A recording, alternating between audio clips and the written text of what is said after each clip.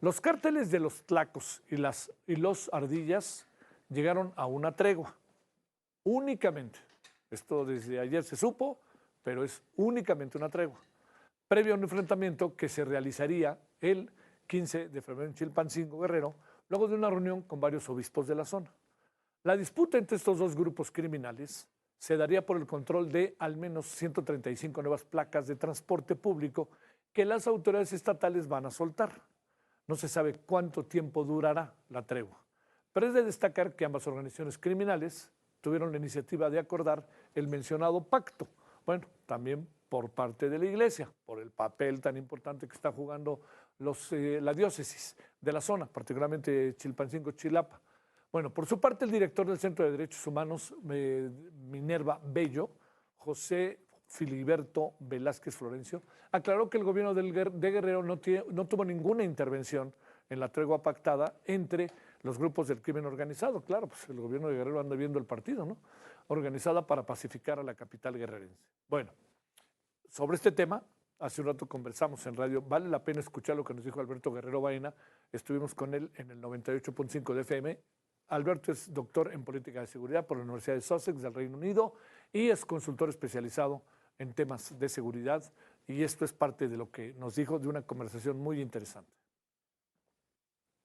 No están preparados y por el otro lado tampoco tienen la intención de preparar alguna, porque si no ya hubiéramos visto una respuesta, pues sin duda con la plena intención de las fuerzas del orden de restablecer los puntos de control de cada una de las localidades de Guerrero. Por ejemplo, lo que sucedió ayer en Taxco, pues desnuda también en todo caso que el alcalde, amén de que hubiera sido circunstancial o no la presencia de él en ese espacio, te demuestra que también es un territorio sin control, es un territorio que no tiene ningún tipo de control de seguridad. Y por el otro lado, en las otras localidades, el Chilpancingo, en Acapulco, pues estamos viendo prácticamente un desgobierno donde el primer orden, que es el municipio, me dice que yo nada más me dedico a la prevención, pero el tema es, no hay prevención. Por el otro lado pasamos al orden estatal, no hay una estrategia, llegamos al orden federal.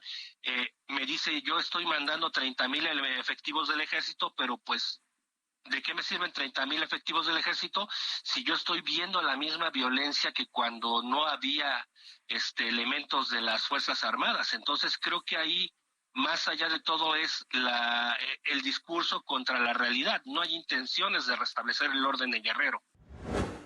Mire, esto yo diría que hay cosas ahí que tenemos que poner en el radar. A ver, la diócesis de Chilpancingo, Chilapa, dio una conferencia de prensa de la cual hablamos ayer. La dio después de que se impartió, se dio la misa con motivo la misa del miércoles con motivo del miércoles de ceniza. Perdón, ahí me repetí. Pero lo que fue importante es que dio una conferencia para los medios. Ahí nos enteramos de muchas cosas. Pero una de las que nos enteramos es que la iglesia misma, la iglesia católica misma, ya está siendo afectada directamente por lo que está pasando en Guerrero. No, yo creo que no solo en Guerrero, sino en muchas otras partes. ¿Por qué? Porque dice, nos matan papas de acólitos, nos matan gente que está aquí misma en la iglesia, gente que nos ayuda, gente que trabaja con nosotros y muchas otras cosas que tienen que ver con la iglesia, con las labores de la iglesia. Entonces dice, ¿de qué nos sirve? Dice el sacerdote, ¿de qué nos sirve que estén aquí soldados, Guardia Nacional, si al final no pasa nada? Y se siguen matando unos y otros. Y sobre todo en Chilpancingo, en Taxco. Vio lo que pasó ayer ahí con el presidente municipal, haya sido rebote o no. O lo que pasó hoy mismo en Acapulco, en donde hubo paro, hubo enfrentamientos, hubo manifestaciones y hubo una persona asesinada en plena costera Miguel Alemán. Entonces, a ver, cuando uno habla de Estado fallido, ¿qué quiere decir? Quiere decir que el Estado no es gobernado por los gobernantes. Así, perdón, sé que suena tautológico, pero así es.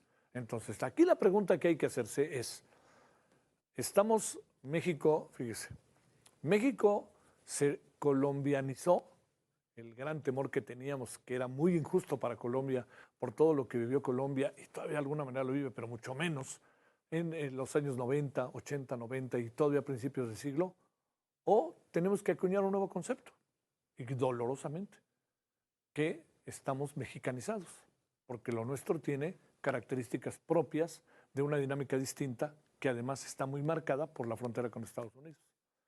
Demos de vuelta este tema, va a estar entre nosotros y seguirá entre nosotros, por más que digan qué bueno que los sacerdotes vayan y dialoguen.